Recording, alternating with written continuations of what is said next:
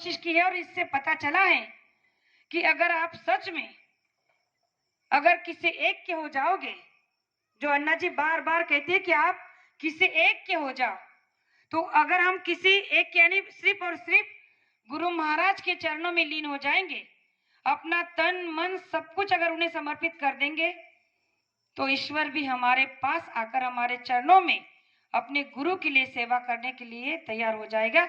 इतनी बड़ी शक्ति इस भक्ति के रास्ते पर है।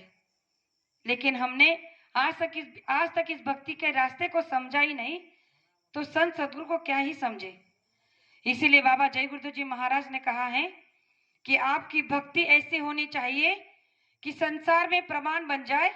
जैसे आज हमने सजोबाई का दिया, भक्त प्रहलाद का देते हैं, हनुमान जी का देते हैं, शबरी का देते हैं, पता नहीं ऐसे कितने अन्य भक्त हैं जिनका हम उदाहरण देकर कई बार सत्संग में प्रमाण देकर समझाते हैं।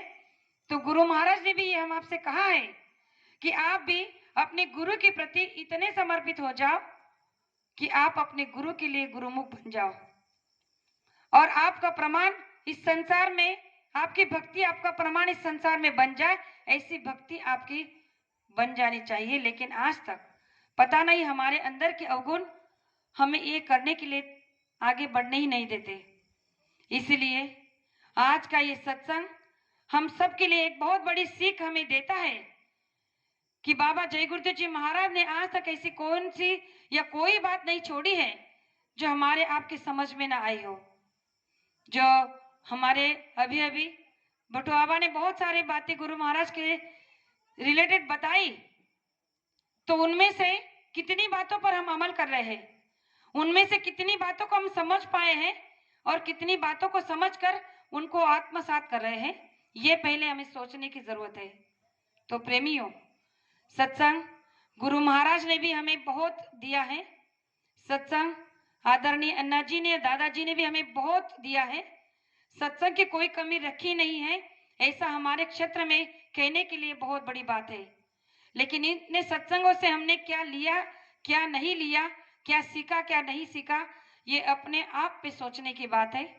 तो आज के इस अवसर पर मैं ज्यादा कुछ ना कहते हुए इतना ही कहना चाहूंगी कि हमारी भक्ति दिखावे की नहीं, हमारे अंदर की होनी चाहिए। जिस दिन अंदर की भक्ति आपकी बन जाएगी, प्रमाण देने की जरूरत नहीं पड़ेगी, प्रमाण आप खुद बन जाओगे।